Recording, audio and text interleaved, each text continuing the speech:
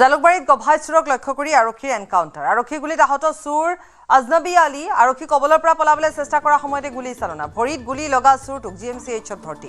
চোৰটোৰ আক্ৰমণত আহত দুজন আৰক্ষী। 14 জুনত মালিগাঁৱৰ RK ট্ৰেডাৰ্ছত লুটপাট চলাই 7 লাখ টকাৰ সামগ্ৰী লুট কৰিছিল চোৰটোৱে। গুৱাহাটী বহু চুৰি কাৰ্যত জড়িত আছিল আজনবী আলী। বৰপেটাত ঘৰ আহত চোৰ আজনবী আলী।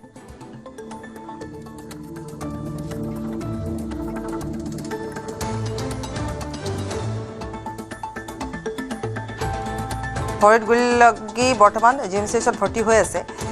দুজন আৰক্ষীও আহত হৈছে বুলি জানিব পৰা গৈছে। দোকানখনৰ পৰা চোৰটোৱে 7 লাখ টকাৰ সামগ্ৰী চুৰি কৰিছিল আৰু চোৰটোৰ সহযোগীকো ইতিমধ্যে মহানগৰ আৰক্ষীয়ে বিচাৰি অভিযান আৰম্ভ কৰিছে। আৰক্ষীৰ বেষ্টনীৰ পৰা ওলাবলৈ চেষ্টা কৰিছিল, সেই সময়তে গুলী চলাবলৈ বাধ্য হয় আৰক্ষী, কাৰণ চোৰটোৰ আক্ৰমণত আৰক্ষীও আহত হৈছে। দুজনকৈ আৰক্ষীয়ে আঘাত পাইছে। ইয়াৰ পূৰ্বেও এই আজনবী নামৰ যিটো চোৰ, সেই চোৰটোৱে বহু চুৰি কাৰ্য সংঘটিত কৰি থোৱাৰ ৰেকৰ্ড আছে।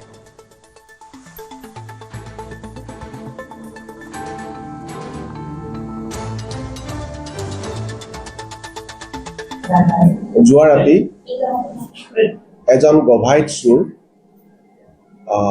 বহুত গভাইত চোৰ, তেওঁ গুৱাহাটীত কেইবাটাও তেনেকুৱা চুৰিকাণ্ডত জড়িত।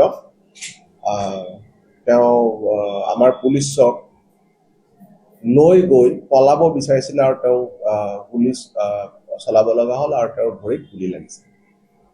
তেওঁৰ নাম হৈছে আজনবী আলী আৰু ঘৰ হৈছে বনবৰীয়া গাঁও, বৰপেটাত।